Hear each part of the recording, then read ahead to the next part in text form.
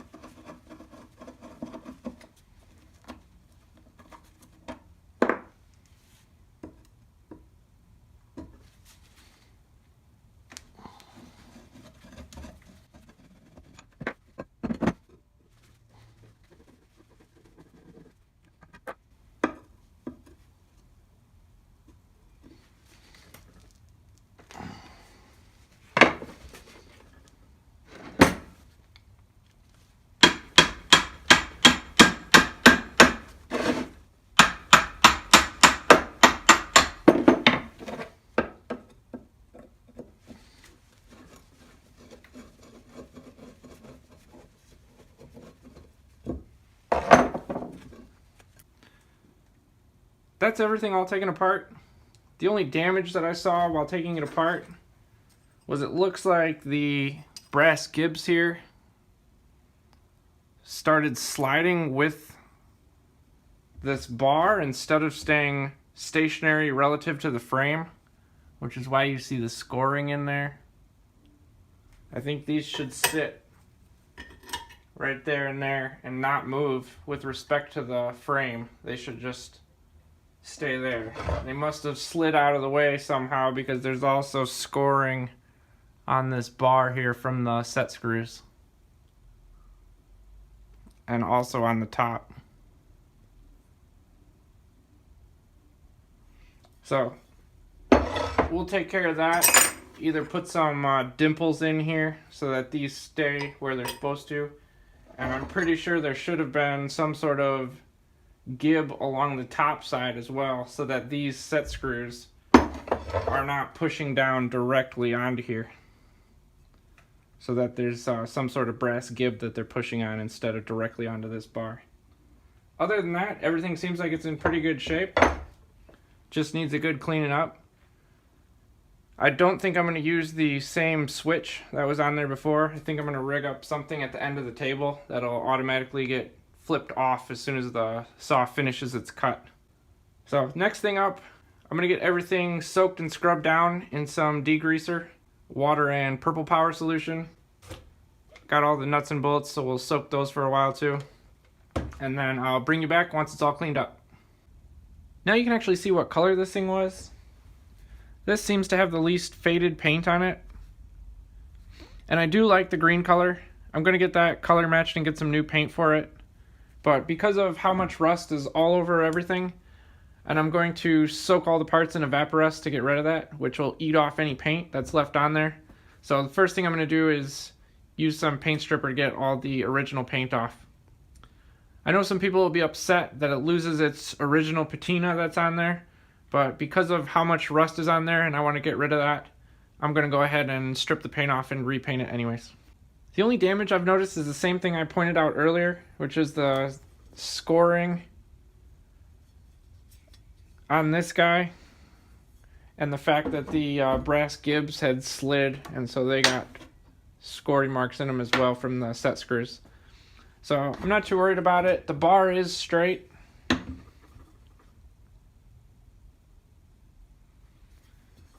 So I'll stone this and get rid of any high spots here from where it scored before I put it back together, and we'll put some dimples in the brass gibs in order to keep those from moving. And I think we'll also find a way to put some sort of brass gib along the top where this thing sat so that the set screws up here are not pushing directly on this bar either. Some sort of brass gibs in there. But for right now, the only thing I'm going to do is use a flat disc on an angle grinder and clean up some of the parting lines in here and a couple of the castings. So not absolutely necessary, but since I'm going to strip this thing off and repaint it anyways, I'm going to smooth out a few of these spots and just get rid of the sharp edges on them.